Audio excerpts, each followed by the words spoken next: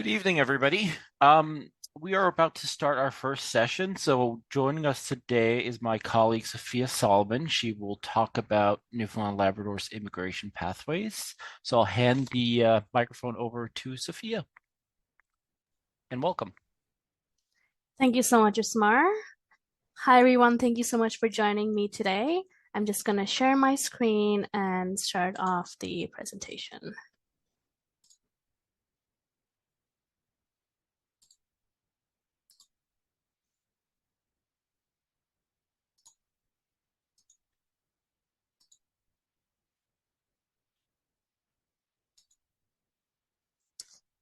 Can everyone see my presentation? Just want to check. And is everybody able to hear me clearly? If you can just type in the chat box, and Ismar, if you can give me a thumbs up, that would be great. Perfect.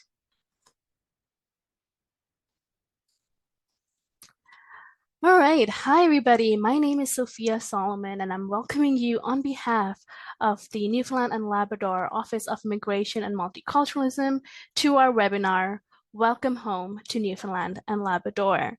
Our presentation will be followed by a question and answer session where you will have the opportunity to ask us questions about immigration. The only answers we cannot provide are those that specifically relate to applications currently in our office. So a bit of overview of what we'll be talking about today. We're so happy that you are able to join us and we can share some opportunities with you in our beautiful province. So let's start with some brief information. Where is Newfoundland and Labrador?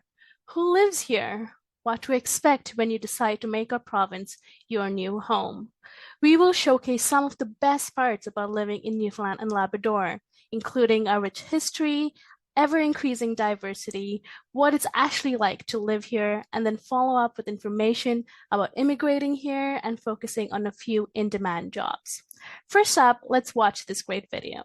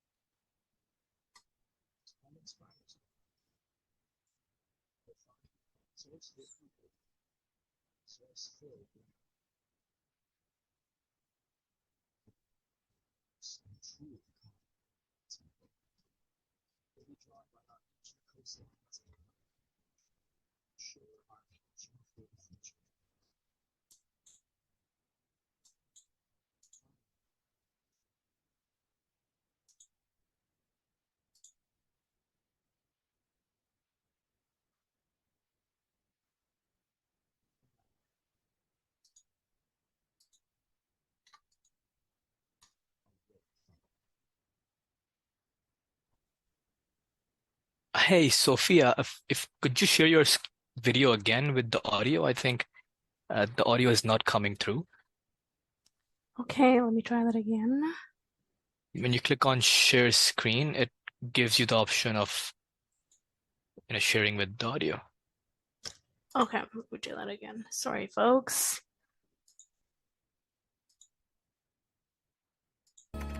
Can you hear? Perfect. So that was a little bit about our province, but we're going to go in deeper now into learning what our province really is all about. So the sun rises here in North America on the most easterly point on the continent. This place is home to the oldest European settlement and one of the oldest cities in North America, but has been a province of Canada for 65 years. We're closer to Europe than Calgary or Vancouver, and having our own time zone is just one example of the off-kilter nature of this place. With 17,000 kilometers of coastline, there are many bays and inlets to explore and plenty of opportunities for open ocean research and development. Our province has the lowest commute times in Canada, with less traffic, meaning more valuable time spent with family and friends. Newfoundland and Labrador, we do have an average summer temperature of 16 degrees, whereas the winter hovers over 0 degrees, with a few periods of snowfall. However, compared to Toronto, which does have an average temperature of minus 20 degrees, we are warmer during the winter. St. John's is the capital city of Newfoundland. Rich and colorful, rugged and refined, it's the creative capital and the beating cultural heart of the province. Woven into our history and tradition is a new wave of art, architecture, music, cuisine, all waiting for you to discover. Newfoundland and Labrador has an area of 405,720 square kilometers. It is more than 3 times the total area of the Maritime provinces, which is Nova Scotia, New Brunswick, and PEI together, and we're almost 1 3/4 times the size of Great Britain. So how do you get here? Traveling here by plane is a popular option. Flying time to St. John's is about 1.5 hours from Halifax, 3.5 hours from Toronto, and about 5 hours from London. Newfoundland and Labrador is served by scheduled airlines and charter services and can be reached via national and international connections like Air Canada, WestJet, Porter that fly here daily.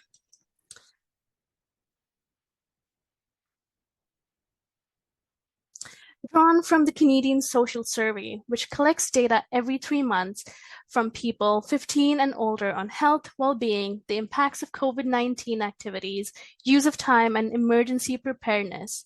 The figure shows that 61.7% of people in Newfoundland and Labrador reported a high life satisfaction, above the Canadian average of 51.7%. So Newfoundland and Labrador has been known as the happiest province in Canada by Statistics Canada 2022. Life in Newfoundland and Labrador. Newfoundland and Labrador has a reputation of being very friendly. You will definitely hear a lot of people say that about us, which is very true. This is a land of rich history and natural wonders, stunning coastlines, breaching whales, icebergs, and some of the most incredible skyscrapers you'll ever see. With local cuisines and chefs winning national and international awards, it's clear that the culture and food diversity in Newfoundland and Labrador has never been more delicious and is always growing. With the temperate climate, Newfoundland and Labrador is the perfect place to enjoy outdoor activities like hiking, kayaking in the late spring, summer, and fall, as well as sports like snowboarding, skiing, and snowmobiling in the winter. Community and services. Newfoundland and Labrador has the most affordable post-secondary institution, which is the Memorial University of Newfoundland and Labrador. We also have the College of North Atlantic, which is another college which has 17 campuses all across Newfoundland and Labrador. Memorial University has 19,000 students from Newfoundland and Labrador, as well as international students from 115 countries. The Association for New Canadians is a nonprofit, community-based organization delivering settlement and integration services to immigrants and refugees in Newfoundland and Labrador. For more than 40 years, the association has delivered programs and services that support all aspects of immigration integration, ranging from settlement information and orientation to language learning, skills development, and employment. The Association Communication Francophone de St. John's is a nonprofit organization that offers a wide variety of activities and services for all interests and budgets. Most of our activities take place at the Francophone Community Center. It is the Francophone settlement organization currently based in Newfoundland and Labrador. The Newfoundland and Labrador Medical Care Plan, known as MCP, is a publicly administered comprehensive plan of medical insurance which was introduced in April 1st of 1969. MCP covers the cost of insured physician services for residents of the province who have met eligibility criteria to register as MCP beneficiaries. MCP beneficiaries are also entitled to coverage of insured medical services received in hospital under the hospital insurance plan. This is, of course, free of cost for all residents in Newfoundland and Labrador. Residents of Newfoundland and Labrador also benefit from up to 12 to 18 months of parental leave for your newborn or newly adopted children at a rate of 55% of your earnings, compared to the United States, which only receives up to 12 weeks of unpaid maternity leave. We also use English and French as language instruction in school and throughout the province. We have the most affordable childcare, which is about $10 a day or $7.48 USD. There are many community groups, cultural organizations, diverse food and religions institutions in the province that is continuously growing. Housing is a big priority for our government as it works to increase availability and affordability. Though we focus here on St. John's, which is our capital, rates across the province are generally much lower as you move to urban and even rural areas, while availability increases. As you can see, the average cost to purchase a home is significantly lower than other cities in Canada. This is something we would like to highlight for you today as Newfoundland and Labrador as a destination of choice for new migrants. As you can see, the average cost of a 2-bedroom apartment is $1,100, whereas a 3-bedroom costs approximately $2,100. Utilities are not often included in the rent, which we will explain a little bit later. And according to Newfoundland and Labrador, as you can see, the average home in St. John's is about $304,000. However, compared to Halifax, which is $529,000 and $1.16 million in Toronto. So we definitely have the most affordable housing. Transportation in St. John's. You can purchase a monthly bus pass for about $78 or a single fare of $2.50. Otherwise, an option for transit is through taxis in the capital city, as well as smaller cities throughout the province. It is usually recommended that you plan to purchase a car, as this will make your navigation through St. John's easier, but we wish to provide some approximate costs for owning a car so you are well prepared. Most newcomers will need to pass their driving test unless from a country that have a driver's license from United States, Germany, Australia, Switzerland, United Kingdom, Republic of Korea, Ukraine, France, Isle of Man Island, Northern Ireland, Japan, and Taiwan. So a driver's license fee costs approximately $125 Canadian. A road test is about $78. Annual car registration is about $90. And a car insurance depends on how much time you've been in Canada, so it does reduce every year once you are driving and start driving in the province and in the country.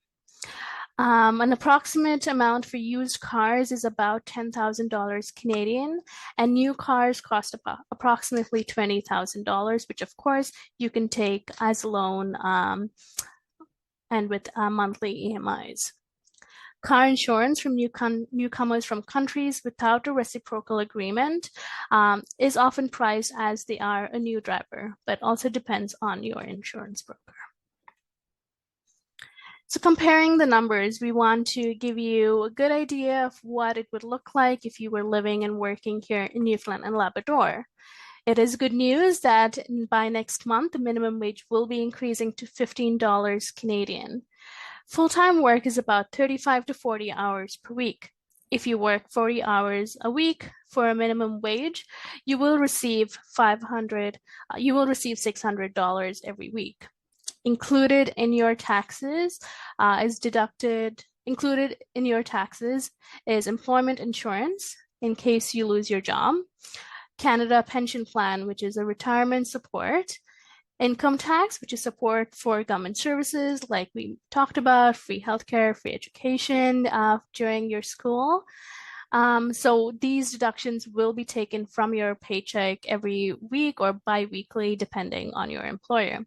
So make sure you do your research and compare the salary in your job to the cost of living in Newfoundland and Labrador. Later in our presentation, we will provide some average salaries for in-demand jobs in fields such as healthcare, early childhood education, and IT. We also encourage you to do research between approximate salaries compared to the cost of living in Newfoundland and Labrador. While other provinces may have higher minimum income, this is because they also have a higher cost of living.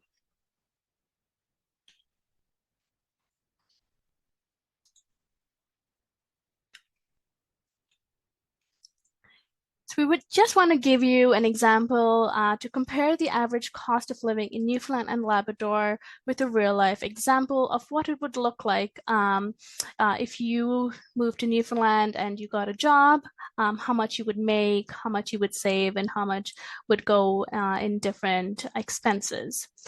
So here we have young guy who has a full-time job as an early childhood educator in St. John's with 2 years of experience and her new ECE certificate, which is the Early Childhood Certificate for Newfoundland and Labrador. She will earn a wage of $25 per hour.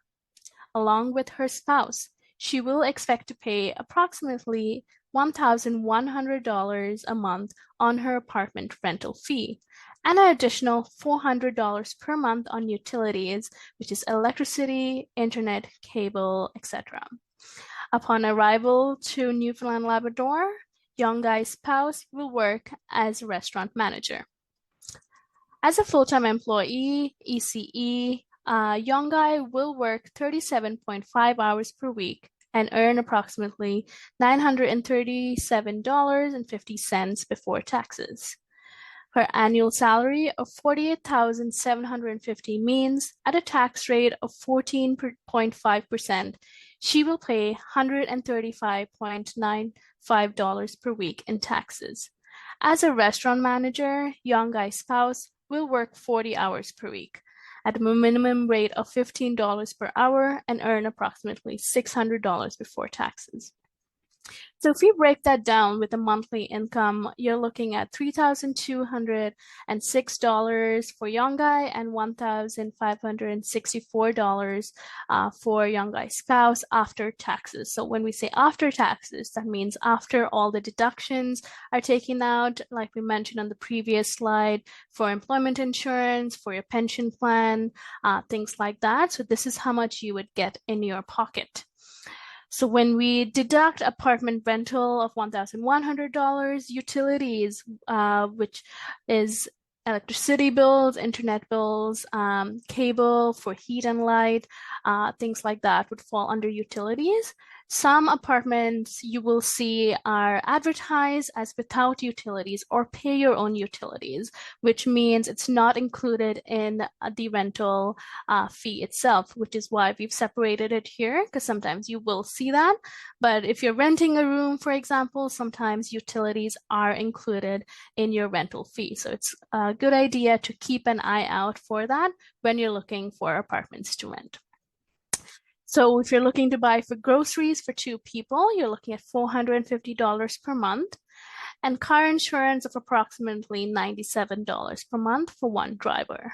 So if we add all of this up and minus it from your monthly income for 2 people, you are saving about $2,723 a month that you get to do anything that you like with, compared to other provinces that have higher rental fees and higher expenses. With Newfoundland Labrador, you get to save a lot of that money. So we're going to go into the immigration programs that we offer here in Newfoundland and Labrador. This is a quick summary of the broad steps to immigrate to Newfoundland and Labrador. First, an employer must have a full-time year-round job vacancy and make an offer to a foreign worker, such as yourself. The employer must also register with the federal government's employer portal and be willing to pay a $230 fee to support a worker's work permit application if needed. Once a worker receives a job offer, they apply for either the Newfoundland and Labrador Provincial Nominee Program or the Atlantic Immigration Program. Criteria for each program differ, which we will review shortly, but our average processing times under both programs is 25 business days for our office. Once approved under the NLP&P for nomination or AIP for endorsement, you can then apply to the federal government for a work permit and permanent residency. Processing times for work permit and permanent residency differ with the federal government and can be found on the federal government's website. With work permit approval and visa approval if necessary, you can travel to Newfoundland and Labrador and begin working while your PR application is still in process. The Office of Immigration and Multiculturalism offers 2 economic immigration programs that facilitate a path to permanent residency for individuals who have full-time, non-seasonal, or job offer from a Newfoundland and Labrador employer or own a business. Both programs offer various streams: the Newfoundland and Labrador Provincial Nominee Program and the Atlantic Immigration Program. The NLPNP has a few categories to choose from, whereas the AIP depends on both a candidate's job offer and work experience. So as you can see under the NLPNP, we have the Express Entry Skilled Worker, International Graduate, International Entrepreneur, and International Graduate Entrepreneur. The Office of Immigration also offers a Newfoundland and Labrador Settlement and Integration Program that is designed to make settlement and integration for new immigrants smooth through support to service providers in the province. The AIP, as you can see, is based on a tier system. It starts from tier 0, 1, 2, 3, and 4. We will talk a little bit more about this, but you can also find more information on what the tier levels mean on our website. So program eligibility is based on the tier level of your job offer. Firstly, we'll speak about the Newfoundland and Labrador Provincial Nominee Program. The objective is for foreign nationals to obtain a work permit and permanent residency, as well as a pathway for foreign nationals to settle permanently in all regions in Newfoundland and Labrador. It's used to attract entrepreneurs and support entrepreneurs already established in Newfoundland and Labrador, also attract skilled professionals in identified in-demand occupations. Key eligibility looks like candidate must have a full-time, minimum 30 hours weekly, year-round, at least a 2-year job offer. Demonstrate to economically establish in the province, intend to reside in Newfoundland and Labrador permanently, provide valid language results depending on the program that you apply through. Work experience, however, is not required for the skilled worker category, but you do need to meet the NOC or the tier requirements. You also need to meet category-specific eligibility criteria, which you can find on our website under the Newfoundland and Labrador Provincial Nominee Program. Next, we have the Atlantic Immigration Program. The Atlantic Immigration Program has been created to enhance joint coordination between the Atlantic provinces and the federal government. It is designed to help employers in the Atlantic provinces attract skilled workers and international graduates to permanently fill job vacancies.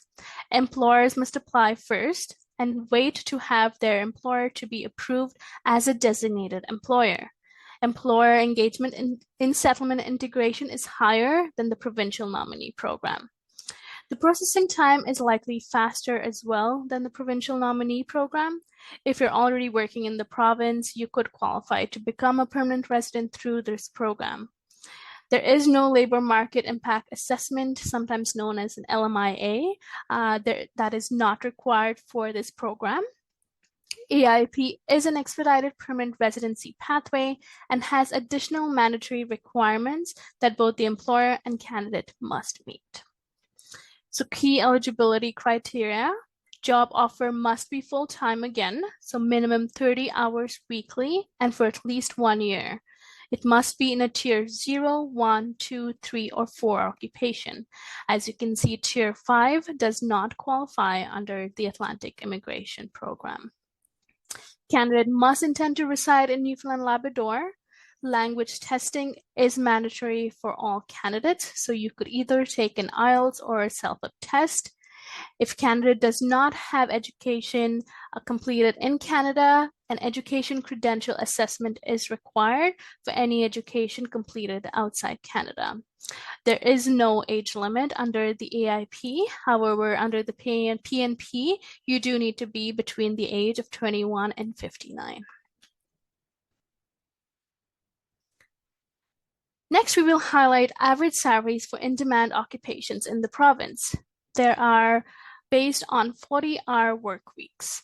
As you begin your job search, we encourage you to create a LinkedIn profile as a tool to help you make local connections and learn about job opportunities. For tech-related jobs, you may also find it useful to connect with TechNL, which is the Industry Association for Information and Community Technology Jobs. TechNL is present with us today during the fair, so feel free to check out their booth and visit their booth if you have any questions. They do also have a presentation following mine later today. Newfoundland and Labrador has one provincial health authority that covers 4 regions of the province called Newfoundland and Labrador Health Services. Each region has differing needs, but in particular, there is a great need for registered nurses and licensed practical nurses across the province. NLHS will have an employer booth set up for you to connect directly with during our fair today as well. And they do also have questions. If you have questions, you can also ask those questions during when you visit their booth. Early childhood educators and assistants have many vacancies in the province. This is a recent grid of the salaries and hourly rates of ECEs based on years of experience. The Newfoundland and Labrador Association for Early Childhood Educators, known as ACE-NL, can provide specific information on your eligibility. Early Childhood Educator Wage Grid, which is from the Department of Education. Newfoundland and Labrador Early Childhood Education Wage Grid is developed to support regulated child care centers in offering accessible and quality childcare by recognizing the valuable contributions of ECEs that make with children of the province.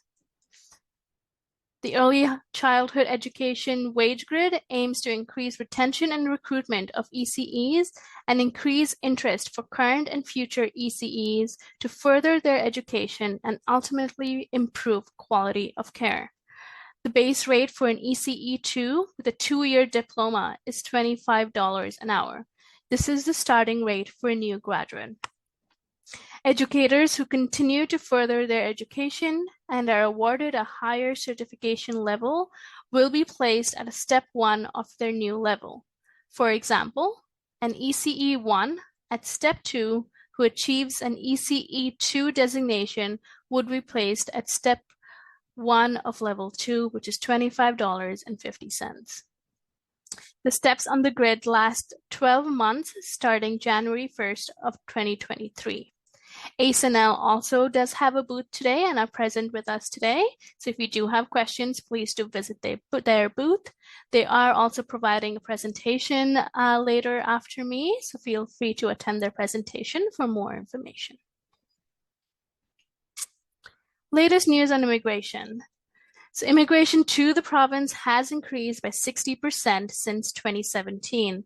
Newfoundland and Labrador immigration targets were met for the first time last year in 2022, with double the spaces this year in 2023 and some remaining for the remainder of the year. Newfoundland and Labrador adopted a client service-centered approach to all provincial immigration programs. So when you put an application through the AIP or the PNP, you will be assigned an officer who will work with you throughout the process and make sure they are holding your hand along the way. To connect with us, you can visit our website for a list of frequently asked questions. If you have any questions that you cannot find the answers on our website about our immigration programs, feel free to send us an email to attraction@gov.nl.ca. We also We're also present throughout the day. If you have any questions, there will be round tables. So feel free to meet with any of our immigration officers to answer any questions you have either about this presentation or anything in general about Newfoundland.